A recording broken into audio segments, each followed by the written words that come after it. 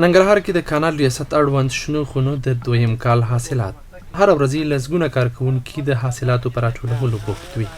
وایي سږکالي خواري او لګښتونه ډیر کړي ځکه خو د بادرنګو حاصلات ډیر او ډیرو کسانو ته کاري بوختیا برابره ده.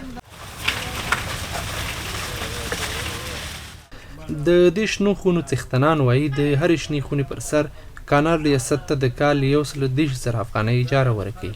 تر ټولو ښه ګټه یې د بادرنګو حاصلات دي چې 2 فصله کرل کیږي او هر بوټی یې نږدې 4 منه حاصل ورکوي. سږکال په دې شنو خونو کې رومیان هم کرل شوي خو حاصل ته لا هم وخت شته. پروس کال د پاکستان نه به دا بادرنګ راتلو او زموږ ټول هیوادوال به هغه بادرنګ په ډیر قیمت په ګران بیه سره اخیستل.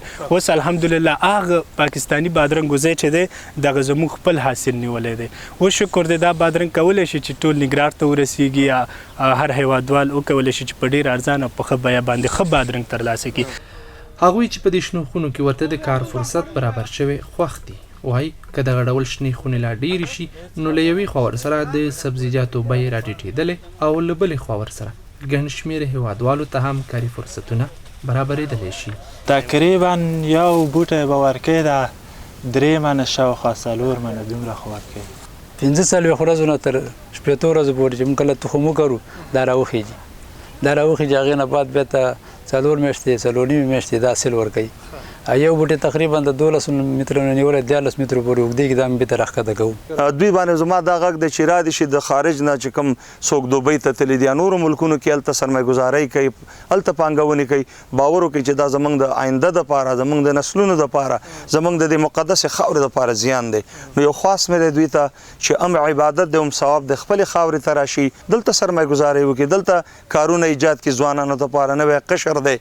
د ننګرهار کانال ریاست د شنو خونو د ترویج مسؤلین وایي دوی په پلان کې لري چې ننګرهار کې د بیلابیلو سبزیجاتو لپاره 1000 شنې خونې جوړې کړي چې اوس مهال یې 100 فعالې خو که پانګوال ورسره لاس یو کړي پاتې نورې هم ژر فعالېدلی شي.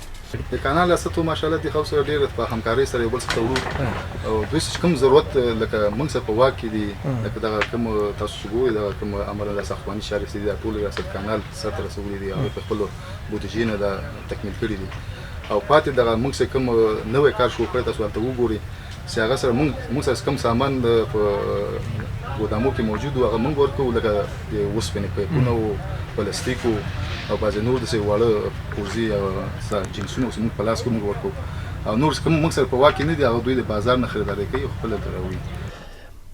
د کرنیزو چارو کارپوهانو په باور کې هیواد کې د شنو خونو شمېر زیات شي نو د بې موسمه سبزیجاتو په برخه کې پر ګاونډیو هیوادونو د اتکا د کمیدو ترڅنګ هیوادوالو ته په کم قیمت د سبزیجاتو د عرضه کېدو زمینه برابرېدلی او د هیواد اقتصاد ورسره تر ډیره په پښو درېدلی شي.